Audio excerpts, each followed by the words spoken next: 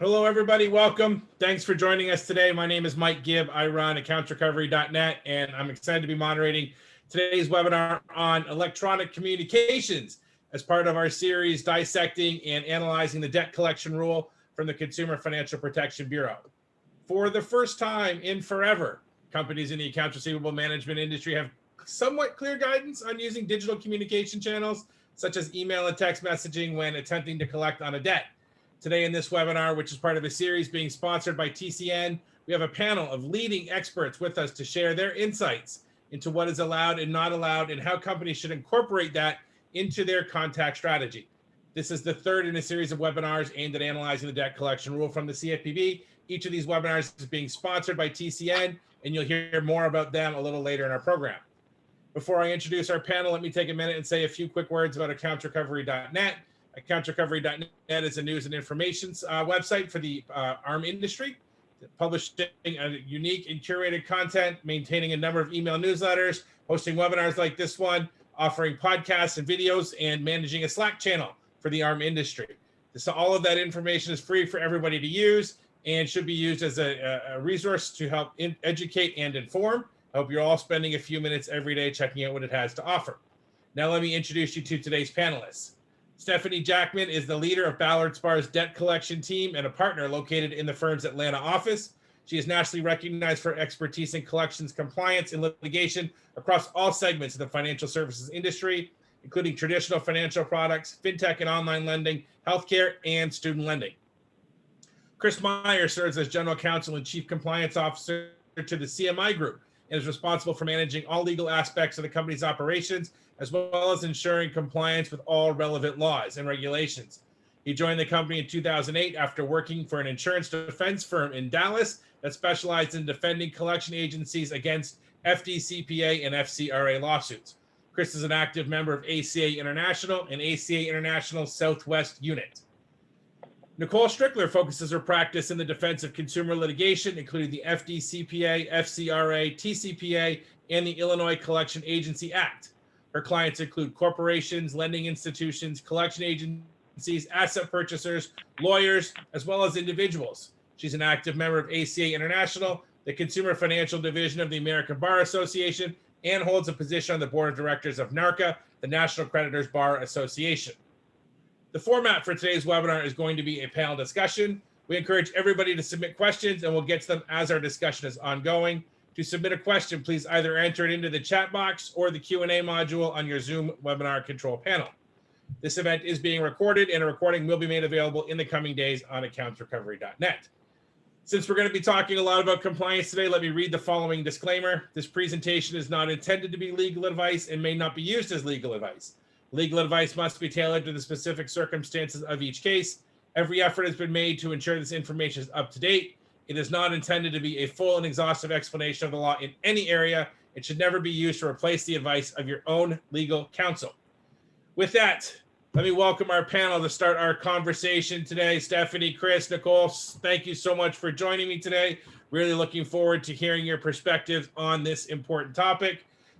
First, let's start with a fairly easy softball question. What forms of communication are covered under the umbrella of electronic communications as defined in the rule? And Stephanie, since you logged onto the webinar first, we'll let you kick us off today. Well, thank you, Mike. Very Thank you for inviting me to join once again, and I appreciate your scientific method. I think you're teasing me when I said I didn't sleep so well last night and need some help today from Nicole and Chris, who I'm very honored to be invited to join on a panel because they're incredibly knowledgeable. So thank you all. So it's all types of communications as I read it. Pretty much anything that's not going to be ringing a telephone is likely to be something that I think the Bureau is going to classify as falling within electronic communications. I guess you could exempt out maybe smoke signals, but otherwise it covers email, text. The rule talked about social media. I have been talking to clients, as I'm sure others have, about does this include AI, like if you have a chat bot or an online portal where either live or virtual agents can assist? My answer is yes. But I invite my co-panelists if they have anything else or know of anybody using smoke signals. No, I agree. I was actually thinking about the fact that maybe even audio itself can be considered electronic communication just based upon the platforms that we're all using today, that because they are, electronic. And as I was working through the rule, I was thinking to myself, like, is now a phone call considered the electronic communication? Because I don't think that was something that the Bureau was necessarily considering as they were writing these rules, but I think it's an important to consider. I mean, I think probably erring on the side of caution and interpreting electronic communications in the most broad way possible is probably the best course of action. Yeah, I'll just pile on my agreement as well. I think, it's a pretty broad concept, and it's funny because this is brand new, and I think, just within my own company, we're already thinking of ways to interact with consumers that might make this kind of antiquated. For example, you're talking to a consumer on a phone and you want to transition to text because they're going into the movie theater, they can't have their phone with them, or they can't talk when they're at their desk or whatever. So what is a single communication could transition through different phases, different mediums, and I don't know, kind of change the format of it all. So, I think it'll be neat to see where it goes. I definitely agree that AI falls in that category, especially if the consumer is visiting your website. I think your website counts as an electronic communication. And then if they have the chance to interact or chat through that, certainly that'd be included as well.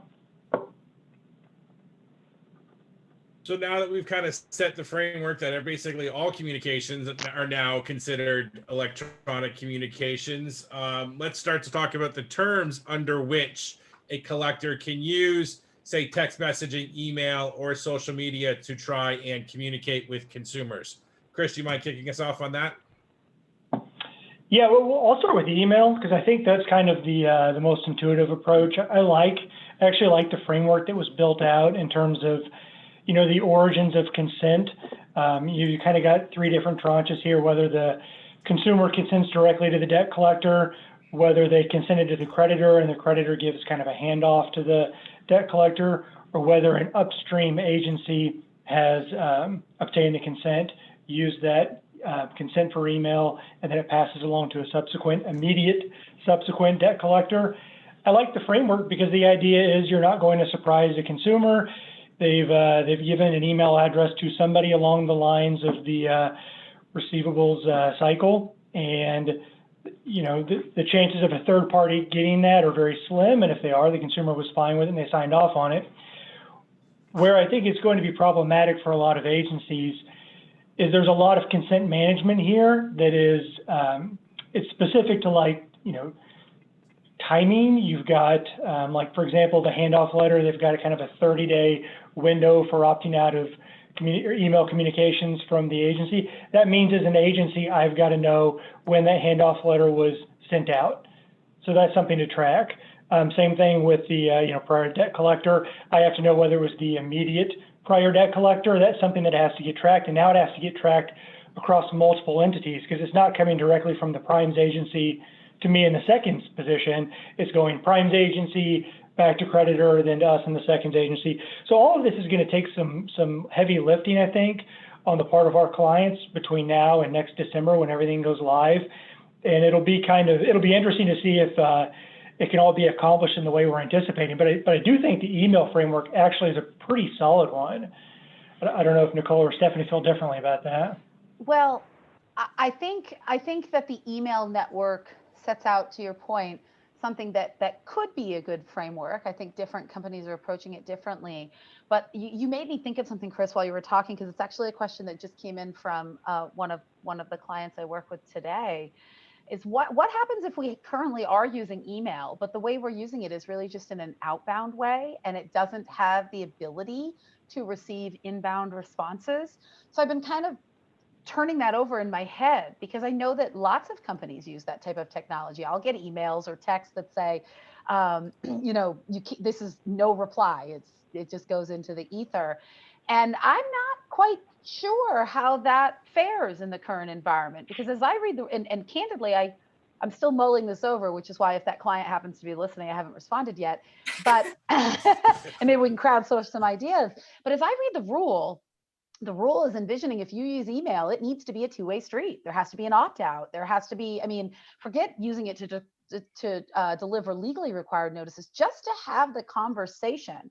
You now have to have, at least for the safe harbor, and that's another thing we can talk about, but for the safe harbor protection, you need to have consent, and you also have to include opt-outs. So what I'm mulling over is, how does that fare? My gut is the Bureau doesn't like it, and they would rather it be a two-way street. So if you currently have a platform or work with a service provider that provides your email communication technology, that might be something to start thinking about. And then how you would also manage and oversee and correspond and exercise compliance over that channel. Because if you decide to take a different position, which is consent is not required, it's required in order to email to get the safe harbor that the rule is giving. But the rule and the CFPB was very clear. We're not saying these are the only ways to transfer consent for email or text, but these are the ways to do it where you get a safe harbor. You're free to do others. Okay, but you need to be thinking now about what your defense strategy will look like, because the first thing that's going to happen to you, and it might be inevitable, our plaintiffs' lawyers are going to start making these types of arguments and trying to expand the scope of what the rule does, and more importantly, doesn't do. And some courts might be willing to interpret the guidance that way. So I think it's something you need to think about and just go into with your eyes open in emailing is, are we going to require consent? Even if it's not the safe harbor level that you're talking about, Chris, that's in 6D and then codified in 22G, I think. And if we're not, how can we best position ourselves when challenged, which I think is more likely to happen in litigation than with the Bureau, at least right out of the gate. I think, Stephanie, you hit an important point too, which I don't read the rules as requiring consent off the bat. I mean, I think that still maintains true that you don't need consent to email unless you're in New York. Now, if you're in New York, you do need consent given directly to the debt collector. I always have to say that because that's the real gotcha state. And I guess I appreciate the Bureau's, I mean, it's definitely like a thoughtful interpretation of the safe harbor. There's a lot to it. I agree with you, Chris, like putting all those different mechanisms into place is definitely takes some work. But I guess I just don't know how much this is really going to arise, only because I honestly do not see very many claims brought on third-party disclosure claims based on email. I really don't. One of my clients is a almost primarily email only company, and I've never seen one from that. Yeah, that's consistent with what I've heard, and I suspect we may be talking about the same company, but the experience that I've heard about is similar. What I'm wondering is now, I'm just envisioning this perfect, and it depends which hat I'm wearing, right? Am I wearing the hat that's trying to keep a client out of having to spend time and money on this versus helping you now spend time and money on it because you've been sued? And different companies have different approaches they want to take. What I'm worried about is a perfect storm of hoping beyond all hope that the TCPA is gutted by the Supreme Court in Q1 of next year. And you're seeing already a lot of the plaintiffs' bar migrating to FCRA cases, right? And I think you're going to see more into this world as well, and taking whatever they learned and gathered and developed in the consent world and the revocation world of TCPA, applying it here, having courts understand that those are reasonable paradigms within which to understand these concepts, which I don't think they are, but putting that aside for now, I'm worried we're going to see an uptick in those claims. And I just think the industry needs to be aware of it going in so they can position themselves to defend their strategies if these claims uptick. In the past, I don't know that they was used that broadly, and I think it was more often used with consent. And I'm looking at some of the questions, and what the one about the rules are setting forth safe harbors, and that's the idea that if you comply with these requirements, you then have a safe harbor. You still have to go convince a court, for instance, that you actually did everything that was required to have the safe harbor. But then in theory, the safe harbor would mean there can't be an FDCPA violation as a result. But if you do anything outside of that, then I think you're just in the world of having to be prepared to defend it. And you're going to see plaintiff, I fear, because of what we've all seen in other instances involving TCPA in particular, plaintiffs are going to be groomed to know that they should be saying there were disclosures and that this is a family email and that they didn't know. And then they'll look and see, were they ever advised that in giving an email, whether to you or the creditor, that it could be used for these communications? The same type of nitty gritty stuff we saw with TCPA and whether consent was broad enough and does it transfer and revocation. I'm just really concerned about us being hit with those concepts here and not having thought about it in advance and being very intentional in how we approach implementing email and text, especially if we're not going to do it within the parameters of the safe harbor, which honestly, Nicole, my sense is a lot of the industry is not, because they don't have to. It's not required, and they're getting already accustomed, to your point, in using these technologies in different ways, if that makes sense to the panel. I'm fearing a shift. Well, I certainly think you're right, Stephanie, that, when we're looking at the rules, obviously, and particularly those that are focused in the defense realm, we're thinking about, okay, what are the plaintiffs going to argue, right? Are they going to try to utilize these rules to create claims? And so we're trying to anticipate what those claims are going to be and thus coming up with a plan for our clients. So as they're looking through the rules and they're, developing their compliance management systems, that we can kind of put them in the best position for defense, right? So I totally agree with you on that point. Chris, what do you think? I almost overtalked you. Yeah, no, I think it comes down to how you want to use, what your expectations are for email as a part of your strategy. So Stephanie, you kind of touched on kind of the interactive exchange where, you're sending an email out and getting one back, and it's just a free flow conversation between two people, just like you might have with an agent on the phone, but through, a written email. And maybe in that respect, this framework doesn't really fit or apply, and the safe harbors aren't that relevant. I'm looking at it more from the standpoint of in-house counsel, compliance officer, where ops comes to you and says, hey, client X wants us to send 6 letters. 6 letters are expensive. We're not collecting anything after the first one. I want to get cheaper with emails. Boom, I got a safe harbor for that. So then this framework does apply in that scenario, and maybe it's not going to reach the consumer in the maximally efficient way that some other email types might, but I'm checking a box, I'm saving on postage, and I'm giving us some sort of, a shot at a bona fide error defense. So in that realm, I do like this. But yeah, I think that the clients that are trying to be more forward thinking about, alternative methods of communication and what's really best for the consumer and how do I get my agents in front of them to have meaningful discussions, then you're probably going to step outside of this framework and say, well, safe harbor's not worth that much anyway. We've got other ways of protecting ourselves from liability. Well, and to that point, I know we've talked about it in other webinars, but and not to belabor the point, but that's where I think at least the opt-out, even if you're not going to have a two-way email exchange, the opt-out is so powerful as a litigation defense strategy in my mind, because if you get these plaintiffs that are saying, it just kept, why didn't you just click that? Why didn't you just do that? It's very simple. It's very easy. So I continue to think no matter what you do and whether you're in the safe harbor or not, that's a best practice to implement and monitor. And I've been saying that for a while. And I sense that will also play well with a court. If you have somebody claiming you kept emailing and they're trying to argue that you were improper in doing it however they want to. I like the opt-outs, but I sense many don't. I'm just going to hit the pause button briefly on our conversation and say a few words about the sponsor for today's webinar, and that's TCN. TCN software is a platform, TCN provides cost-effective call center solutions for traditional contact centers, collection agencies, and thousands of businesses worldwide. TCN has continually stayed current with TCPA and CFPB changes by introducing enhancements to its core platform, one of which is TCN's natural language compliance, which uses smart algorithms to build compliance rules naturally. Simply type your rule into TCN Compliance Manager, and the natural language compliance engine will build an easy to understand compliance rule. One example of a rule would be deny outbound calls before 8 a.m. and after 9 p.m. You could even type a rule that would limit 7 calls in 7 days. There's no limit to the number of rules TCN's processing engine can compute.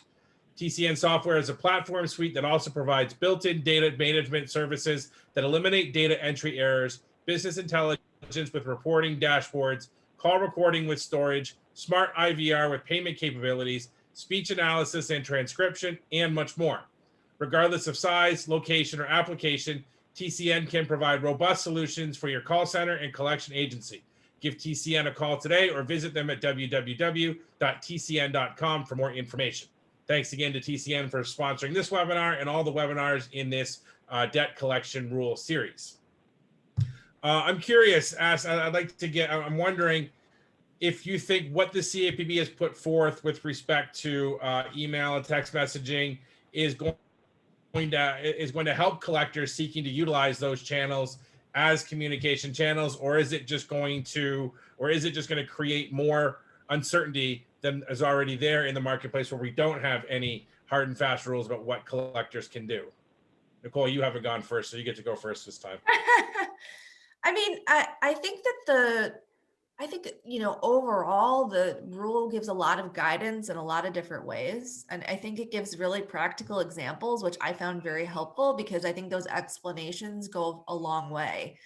And so I think ultimately it will be helpful. But, with any new regulation that comes out, there's going to be arguments about interpretation. There's no way to create a truly, unambiguous, clear rule. It's impossible. So, there are going to be more challenges when all this comes into effect. There's going to be litigation about it. So all that is going to come into play. But I think that overall, my opinion is that the clarifications are ultimately very helpful for our industry. And I think a lot of the not even restrictions, but a lot of the regulations are helpful to us, as we're trying to develop compliant systems and, and ensure that we're doing the right thing here. So, I was pretty pleased with how this stuff came out. Stephanie, Chris, also pleased with how the rule came out with respect to text messaging and email and social media communications, which we'll also talk about today. Yeah, I don't think I have a demented enough mind to think of all of the ways this is going to bite us in the rear yet. But I look at it as, the rules, or at least the release of the rules in its entirety is 653 pages. And it's dense. I mean, there is so much in there, and so much of it is wonderful and wonderfully helpful. And I'm reading it, grinning from ear to ear of all the possibilities of how we can be more flexible and dynamic in our future consumer engagements. But I have to imagine there's like a bizarro version of me that's reading it the opposite way and looking at all the holes in it and all the inconsistency. 653 pages, there's a lot of opportunity still for ambiguity and for contradictions, and just general confusion that's going to come from that. And so there arises from this stack of papers a lot of genuine benefit, but there's going to be some downside as well. And I think, time is going to tell the story on that. But for the most part, I'm optimistic. Yeah, I all in all have liked most of the rule.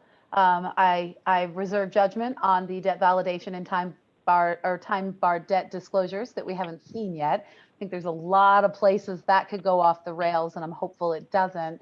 I'm hopeful that we get a couple of touch points and just kind of basic rules of the road. Again, to Nicole's point and Chris's, you can't make all the rules fit every situation. The one thing, I do have a more demented mind than you, Chris. One thing I'm really frustrated by, though, was a text message no longer being able to use limited content message. Really disappointed, because that, combined with the call blocking issues that we have with the FCC through Stir Shaken, and the fact that we keep getting labeled in this space as a spammer, which is not what we are, it's really hampering the use of text messages as part of this process that, for me, outside the debt collection world, I talk to all sorts of my creditors and doctors and whatever else in my personal life via text. It's very convenient. It's very easy. Helps me also have kind of a running track record. And if I'm like, oh yeah, and I can look it back up. Super useful. But in a number of states right now, by not being able to have a limited content message in a text, that means you're going to be arguing. It's going to be presumed that if you're communicating by text with a consumer, in connection with trying to collect the debt, that it's a collection communication, right? I mean, it's not that you can't but there's no safe harbor communication that you can send that is categorically not one that you could then use to argue we also don't need to give all these required disclosures, which maybe we can get the mini Miranda in within our character limitations, but in states, written disclosure requirements. This is my license with the Department of XYZ, California with the Rosenthal Act. That's going to take 6 or 7 texts. So you're now going to have to pioneer the use of hyperlinks, which the Bureau really didn't talk about, in my view, very favorably in the final rule, really much at all. And then you have the Lavallee or Lavallee, however you say it, Seventh Circuit opinion didn't really seem to think of them well. Or you're not texting. So I'm frustrated there because I think text is a really valuable communication channel that has been more limited than it needs to be. But I'm heartened by the CFPB's now formal guidance program, and maybe that's something that we could ask for, as an industry down the road, an opinion on. I think I agree with you, Stephanie. The other thing I was thinking is I was thinking through the text messaging regulations is that it specifically says in there that, if a consumer texts the debt collector can text back, right? That's right. But can they text back using a system that may qualify as an automatic telephone dialing system? Well, let's just hope that those systems are erased in the Facebook case next term. It's possible, Well, and that's the big risk with text is, and I think it's why you see more people, at least my impression, I don't know if it's yours as well. My impression has been that in the third-party FDCPA world, people are more willing to experiment with email because you don't have that additional TCPA that can be catastrophic. And in the creditor world or first-party world, where the contact with the consumer is a little more fresh, a little more direct, right? They might have signed the agreement you're now trying to get the money on and gave you consent. There may be more confidence that you can do that. Plus, you're only dealing with one potential class action since you're not subject to the FDCPA. So that. I mean, text is just something that, if the Bureau wants us to be able to communicate with consumers that way, I think there's some opportunities to give some additional protections there, because it can be a risky method of communication. Now, if you comply with the safe harbors, right, then you're getting a direct consent from the consumer and you have to do all these other things. So I guess that would address both. But there's challenges with the text safe harbors too, not the least of which is, what is this database that we have to scrub against? It doesn't actually exist in a functional way yet. And what else? I mean, I'm not prepared to tell a consumer you can have some other database be deemed the functional equivalent until the Bureau tells me something that it thinks is the functional equivalent. We've got a few questions that have come in from the audience, so I'll use this as an opportunity to ask those of the panel and remind everybody, if you have a question, send it to us to the chat or the Q&A, and we'll get it asked and answered in the time we have left. The first question is, if I am not mistaken, the rules set forth are safe harbors only and do not preclude an agency from using other mechanisms that would be compliant. The part that is confusing to everyone is, what would be the nature of the violation if you did not follow these rules? In my thinking, consent is not required for use of an email. The two fears of using email are third-party disclosure and harassment. Harassment is managed by limiting the frequency and quantity of communications. Third party may be unavoidable, but the likelihood of a viable claim is substantially diminished using email. And the question is, am I naive? I don't see any heads going up or down or side to side, so. Are you? I think Stephanie kind of touched on that earlier. To me, the biggest risk is through third-party disclosures, and that's where the safe harbors lie. And maybe it's not that much of a risk anyway, because where you got the email address. It probably came from the creditor, or it came from your own efforts through your agents. So there are some ways of kind of protecting there. As far as the harassment claim goes, I think that's very, very minimal. You're probably not going to just blast people with emails over and over again. It would be a waste of your money and your effort, and eventually they're just going to opt out or send you to spam. So it's not going to go anywhere anyway. I think it's just the issue is just, how do you make this work in your existing model to be effective? Also, I think on the timing of the electronic communication, the Bureau's rules specify that it's In terms of the timing, it's about when the collector is sending the message, not when the consumer is receiving it. So let's say, the consumer only opens their email once a week, and they were to get a couple different messages. It's not like those emails would be considered to be sent all at the same time because the consumer received them all at the same time. So I don't know that you're really going to have a very strong case for harassment in the email world anyway. I do think that just as a general, and I have no evidence to support this, but I do think in terms of email, people find email a lot less intrusive than they do a telephone call, because a telephone call is immediate, right? And it's making a noise or a vibrate, or it's immediate notification that's near you on your cell phone. Email, on the other hand, typically your phone doesn't ring. Maybe you'll get a ding or something like that, but I don't know. There seems to just be an understanding that email is more about your control in accessing those messages, whereas the telephone itself is someone else, is more to somebody else's schedule of calling you. I don't know if that makes any sense, but that's just the way I look at it as I think about the rules.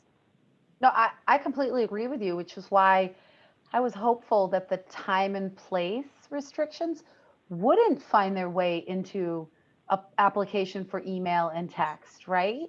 And does it include other types of electronic communications like AI and things like that, and just things to think about? What if the most convenient time for a consumer to be talking to you is to log on to your website at 11 p.m. after they end up working and interact with your virtual agent? What if you have a live agent? I don't know, and I think there's ways to defend that, but these are just things we have to kind of think through in different channels. But you hit on the point that I think people really need to take away, is that while the call frequency limitations are limited to calls, the time and place, the inconvenient place, the know or should know standard on that is for all types of communications.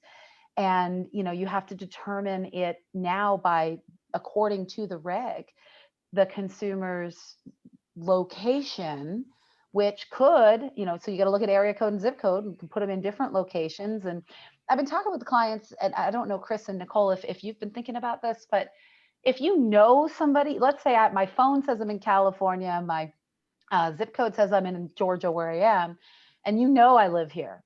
I work here, right? Something. You have my employment information, whatever. You can say that. I think there might be an argument in litigation to rebut that that I had to also restrict my window more narrowly when I can prove where somebody was physically located. I don't know that anybody's going to take advantage of that. I think of it more of a defense strategy in the event that we make a mistake, and I'm advising clients, go ahead and, narrow the window no matter what. But it's something to think about, and I don't think it's precluded by the rule. Well, I agree with you. And I was actually thinking about the same thing, because I know some clients have struggled in the past. And, it's not like this is the first time we're thinking about, well, okay, what time zone do I have to think about when I'm communicating with consumers? We've been thinking about that for years, right? And so the Bureau's interpretation is basically that you have to take all the information in your file into account when you're trying to determine where the consumer is, and basically restrict to eliminate those different time zones, which could be very difficult in theory if you have a scenario where, let's say the billing statements went to one time zone, the consumer's area code's in another, and on your call last week with your collector, they were in vacation in a different time zone. And it's kind of like, well, does that mean I have no time zones left? I don't know. I do think there's some open interpretation though. So I would agree with you. And I think there's some room to make those arguments, maybe even from a standing perspective, if, one of those cases arose and, they truly were not, inconvenienced in any real fashion. I think there is some room there. Another question that came in asking, are there caps to the number of emails that may be sent under the new rule? I don't believe there are, but they do talk in the official interpretations about the cumulative effect of conduct. So if you're hammering with emails, which admittedly is not a very aggressive maneuver, but you're looking at the totality, you're also texting them, email in the morning, text in the evening, phone calls in between, you can create kind of this cumulative harassment scenario where the consumer feels like they're just getting constantly berated with your efforts. And Nicole, you mentioned the point about they may check their email once a week. If you have a confrontational call with a consumer and then, 2 days later they open their email and there just happen to have been stockpiled 12 emails from them, probably not a good look. Doesn't mean you can't overcome it. But I think what we're talking about internally is just kind of being mindful of, a phone call, especially a phone call to a landline, might be a tree falling in a forest. If they don't answer it, they could have been at the grocery store and they're completely oblivious to the fact that you called. But an email, unless you know it was rejected, was received. Text probably is received, it's sitting on their phone. Same thing when you call a cell phone. You've most likely reached them and they've made the conscious decision to not answer or respond then, and the ball's in their court. So I think you kind of need to be mindful about that, what your holistic strategy is going to be. And I think a lot of this, technologically, you'll be able to combine, especially now that we have some more open lanes to drive through here. We're going to get, collection platforms are going to combine your text efforts and your email efforts and your phone call efforts. Social media, I don't really know. I don't think they'll ever really be integrated in a meaningful way into your collection platform, but hopefully we'll be able to aggregate all this data and build kind of an intelligent method of contacting consumers. But you do need to be mindful of that. To me, once you've sent the email, they've got it. If they didn't respond, you only go back to that well so many more times before you realize that what you're doing is just doing nothing but trying to be in front of them constantly, which, is a nice way of putting harassment. And plus, with today's technology, Chris, you had a good point on the email, but, we know whether or not people open emails. That technology has existed for many years and it's cheap and it's easy to figure out. So, and I think it's utilized because people want to know if their messages are getting through. Whether a text message is delivered because it tells you it's delivered. Sometimes it even tells you when it was read, depending upon the different settings that a consumer may have.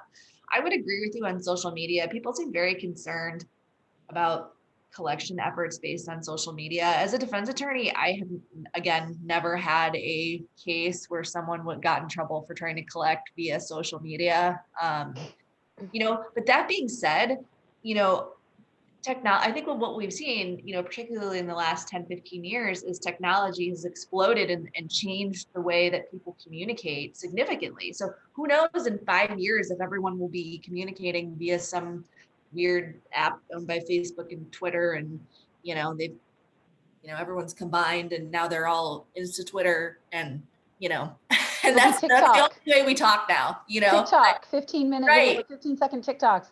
Well, and I'll just chime in and say, because y'all heard of my great love for opt-outs. So then even if, to Chris's point, the consumer opens it up and they're a little irritated from a call earlier in the week and they take a screenshot and say, look, I had 15 emails from, which is what I do, and I'd send it to my lawyer, and I think plaintiff's lawyers will encourage that. But there's an opt-out in everyone. I think that's really powerful. And then to your point, Nicole, if you, and you have to make a decision, because I can see counter arguments for why you don't want to know if they've opened your email or your text. But if you are going to take advantage of getting that information, use it to drive your call strategy. If you find that they generally are opening their emails at a certain period of time each day, it's probably a time where if their phone ring, they might have it with them, right? Because they might be accessing their email or most certainly their text over their cell phone. So you can mine information on your customers' behavior by using those technologies. I think we should start a compliant TikTok debt collection video. Putting that out there. That's an awesome idea. Mike, put that on the agenda. I'm writing it down. We've talked a little bit about social media, and if you read any of the reports in the mainstream media about the rule, they all seem to sort of focus on social media and how collectors are going to be contacting you on social media, and everyone's going to see on your Facebook profile that you've got debts now, and you're being, collectors are seeking to try and get in touch with you. Do any of you actually think this is going to happen? And how would you advise an agency use social media? It sounds like you would say don't, but I'm curious if there are circumstances where you would sort of advise them to use social media in some way, shape, or form. And if you do, what procedures would have to be followed? I think that, I think it's pretty universally accepted, at least through what I've read through the rules, both in the original version and the current version, that if there's a private messaging function to social media where, it's an individualized direct message, that no government entity seems to have an issue with utilizing that, because it's, again, private. And the whole point of a lot of these regulations, and a lot of the provisions of the FDCPA, which people were concerned about back, in the day, was that, this whole idea that it would be a public embarrassment, right? So, they wanted to avoid people publishing lists of deadbeats and lists of disclosing people's personal financial information. And so I think that, if you truly felt like you were reaching a subset of the population that really responded to some type of Facebook Messenger, and I don't know that that's really going to be an issue. But also, I don't know that it's a efficient collection strategy anyway, because if they're not responding to your emails and they're not responding to your texts, which I think is the primary way of communication, even for the younger demographic, I don't know if Facebook Messenger is going to do it for you. Now, I will say I love Facebook to investigate my own plaintiffs. In my cases, Yeah. my favorite. Sure. You find so many important tidbits on there. I've had cases where they claim they didn't have any student loans, and then they're complaining about their student loans on social media. It's the best. So I just wanted to throw that out there, that it helps us in different ways. I think it'll definitely be used. It's not going to be used by the type of agencies that are retaining Stephanie Nicole, because they're smart agencies, right? They've got good counsel. It's not going to be used by the agencies who probably have in-house counsel or compliance officers, but there are agencies that are going to use social media because that avenue's been open for them, and they're going to think they found a good, compliant, reasonable, effective way of doing it, and they'll probably get slapped on the wrist at some point. The thing to keep in mind, though, as Nicole alluded to earlier, what we know is social media today will not be social media 5 years from now, or probably 5 months from now. And I think there are areas, and Venmo comes to mind, where the concept of social media is blurred tremendously. You've probably had clients, I know I've had the discussions before, about whether we can solicit payment via Venmo. Venmo is a form of social media. You say who you pay, and you throw out a little comment as to why, give a fun little emoji as to what it was for, and it tells the world a story. It's social media, and it's just going to develop more and more in a lot of different ways where, what we look at today and laugh at as being a ridiculous method for contacting consumers may be unavoidable in the near future. So it'll happen. I wouldn't recommend it. To me, it's like having the world's largest phone book and flipping to the page for John Smith and going, oh man, there's a lot of John Smiths. Let's just fire off some Hail Marys and see if any of them bite, you don't really have a good way of narrowing down the person you're contacting, because nothing that's available on their outward facing page is going to probably be linked to what's in the account for you, other than name, city, and state. And that's more often than not going to be enough for you to work off of. So it's a risky proposition, but we don't know what we don't know yet. Except if you're me, Chris, because I always find my plaintiff on social media, always. It is amazing how effective it is for that. It's like the universe is giving you something back. It's like, this is the John Smith you want. Click this link. You need to see where things have gone. Exactly. I think the more likely utilization right now of social media in the collections world is going to be our outside technology partners who use it to model and then predict consumer behavior and use that to inform your collection strategies. And it'll be interesting to see how regulators react to that, right? I mean, I haven't read I'm not very social media sophisticated at all. I would never try to collect a debt over Facebook because I continue to see these random messages that are private messages, but because I'm friends with both of the people that received it, I see it. I don't know why. So I'm not the person to talk about this, but I'm always amazed at what tech companies and companies that mine consumer information, behavior, what they're going to do with it. The credit bureaus, the just different companies putting out algorithms. I think that's where we're going to see social media come in. And then I think we might see challenges of, wait, is my information being properly used, and attacks through more of like the data privacy channel, which for our agencies is probably not the place that they're going to be out front and center, but for some of their tech partners, perhaps.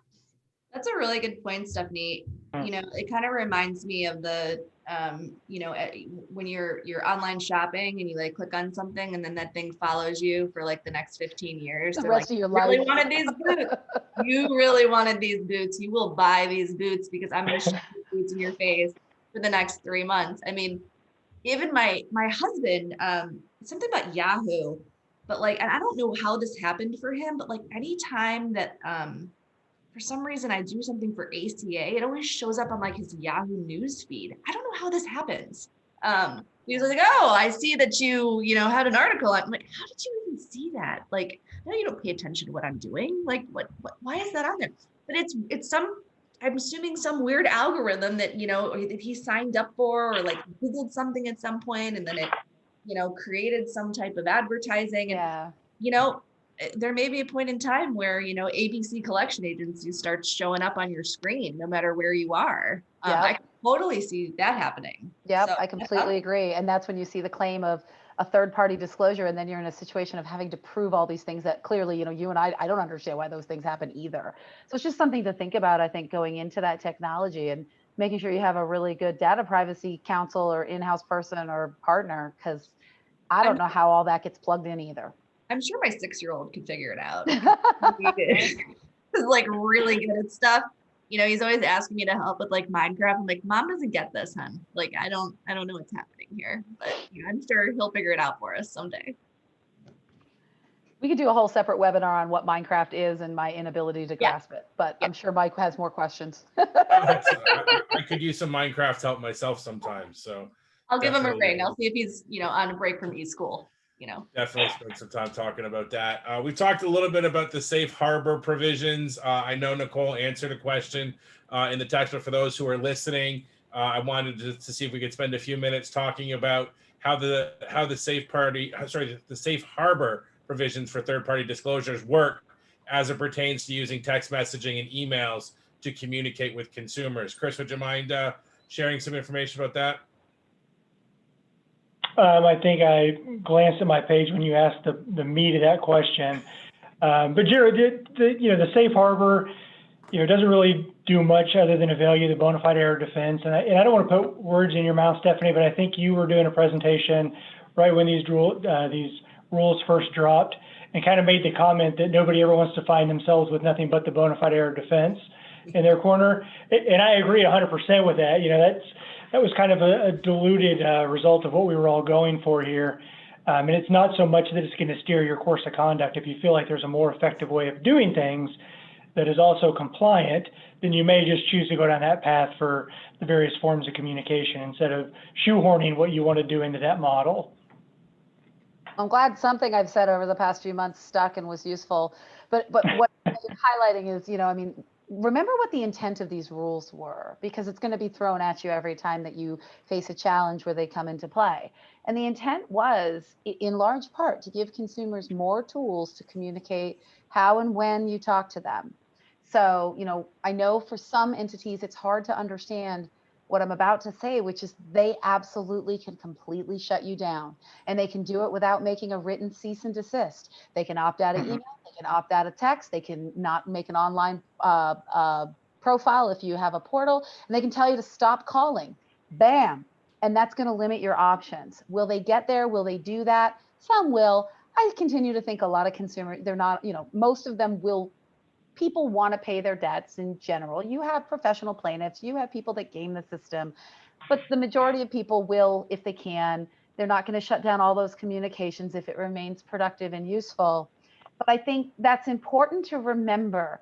And the more you toe the line, the more you're going to be asked to explain why. And so, shifting into a completely different industry segment for a minute, the creditor space, lots of questions about, does this apply to me? And it's such an easy answer. No, not directly. But then it becomes muddy. So I'm like, but you got to think about it. And I'm talking about, what are the principles? The principles are that the phone is not ringing multiple times a day. The principle is that after you have a successful conversation, not an email or text, by the way, although you may see people argue that, but the rule says call, you have to wait a period of time, right? And they want people to be able to opt out easily. So let's take these ideas and make them work for us, right? Let's make opt-out something that's easy to find, because if you don't want to hear from me, tell me sooner so that I can go back to my client or whatever I want to do and talk about next steps to collect that debt. And let's do it before it gets close to the statute of limitations, when I'm going to have a whole heap of other problems. And additionally, let's develop strategies that show the phone did stop ringing for a few days. You know, maybe you want to make 4 calls in a day. Maybe you want to make all 7 in one day. Then you wait and you're supplementing with email and text during your 7-day waiting period. Think about those principles and make them work for you. And I think having data that also shows whatever calling strategies you're using, or I should say contact strategies, that it is resulting in consumers resolving their debts in ways that work for them, payment plans, one-time settlements, whatever, the more you can capture that, the better I think it is down the road to justifying whatever you're doing if it's challenged as being violative, rebutting the presumption one way or the other on call frequencies, rebutting claims that it's harassing, things like that. I think, Stephanie, I liked what you said about the original creditor space too, because I think a lot of times we forget, at least when, we're talking about the federal act, because obviously the federal act doesn't apply to strict creditors, absent some shady circumstances. But, remember that a lot of states have instituted mirroring statutes that apply directly to original creditors. And I think as time goes on, and we're going to start to see, I could definitely see a state court saying, well, yeah, this is under the state statute, and so technically these interpretations don't really apply, but gosh, they're persuasive. Look at all this analysis the CFPB did when they were coming to their conclusions. And so, I think that this interpretation is great when I'm considering the state statute that's a mirroring statute. Yeah, the CFPB said that more than 7 attempts in 7 days is presumptively a harassing frequency under the FDCPA. We prohibit harassing communications. I will apply that. That's why, so talking with creditors, I'm not suggesting they have to strictly comply with the rule, but I am regularly suggesting let's look at the principles and work to align ourselves that way. And when we deviate, and I think this applies equally to the third party, when we deviate, let's have some data to back it up. CFPB is a data-driven agency, right? And the only other point I was going to make, and I agree with you, is that, a lot of times, what we're trying to do, obviously, is, we want to avoid lawsuits. We don't want to be defending one. We want to avoid them in the first place. And I go back to something I say a lot, which is that, there's really 2 types of plaintiffs in the world. And one is the angry consumer, and the second is the bankrupt consumer. And we can't really do very much about the bankrupt consumer because, they ended up there and they've got that bankruptcy attorney that's probably very apt at knowing these laws that are in our space. But we can do something about the angry consumer, and the angry consumer is probably very annoyed. So, trying to do what you can to mitigate against that creation of the angry consumer really can do a lot for your litigation rates to drive them back down. So I was just going to add that to what you said, but I agree with you. It's an interesting point too, because I've heard others say that the real key here is to drive consumers to you. So let's just take a hypothetical for a minute. A consumer doesn't want you to email them anymore. All right. And so they opt out because you've put in the opt out that I have this great love for and keep encouraging you to put in your email and text in all of them all the time. When you respond to confirm it, the rule lets you confirm it. You can confirm back, we've registered your opt-out, we won't email you anymore. Put the link into your online portal. Let them know there's some self-service options. It's a thought to drive them to you, to your point, Nicole, through a channel that works better for them. Yeah, they like that control too. I mean, people like having that control and feeling like they have a choice, right? Because that's a lot of what drives what drives consumer behavior. So those are great points. A couple of questions here before we wrap up. I know Stephanie shared her maybe displeasure is too strong at the lack of limited content messaging when it comes to text messaging. But are there any other aspects to electronic communication, the electronic communication provisions that you would have liked to have seen addressed that weren't? Or are there other areas of concern that you have as you're reading through the electronic communication portion of the rule? Well, there's a lot I like about the limited content, but they are absolutely correct that I'm very dismayed with the limitation on text. So that was one I didn't see coming and I don't like. So that's accurate. Other things for me, and we could do a whole nother webinar on this, but how to deliver legally required notices if I want to do that. I wish there had been I hear a lot of discussion about whether in the first communication, using it by email, if you have the email, you have to get it maybe through the safe harbor way. I'm not clear on that. I wish it was, here is how you can send the validation notice in your initial communication within a safe harbor. Here's how you can do it. I feel like there's too many places where there's some wiggle room there. Like, well, okay, do I even need consent? And, the rule said, well, you only need consent if you want to take advantage of the safe harbor. And if you get that, you can do, so do I need to, I wish they'd been clearer there, because I think that was something the industry really wanted, was to be able to save the cost of having to mail these. And I think there are ways that you could have, I'm surprised that it's basically kind of this all or nothing. I don't know that I have a better solution, but I think that's a place where we should continue to develop ideas on ways to improve the use of email to deliver legally required. Like, can I deliver my post-dated check disclosure that way? I mean, do I have to have e-sign? Do I not? I think you do, by the way. Your initial communication exception, if we can even call it that, is only for the validation notice. So I don't think that's where it needs to be. I almost just think we're not there yet. Well, the Bureau said that, Nicole, to your point, there's not enough experiential data.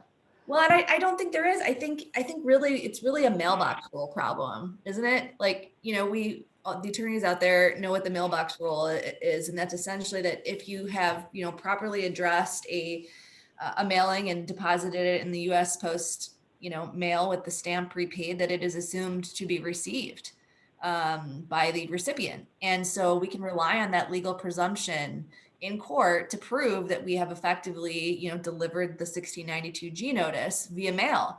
That does not exist. That presumption does not exist in email. It's just, we're not there yet as a society that people are ready to assume that's a reliable way of delivery, which is funny given all of the stuff about the post office recently, right? It makes me laugh. But anyway, we still have the reality, I think, that people really typically only have one true residence where they're receiving those documents.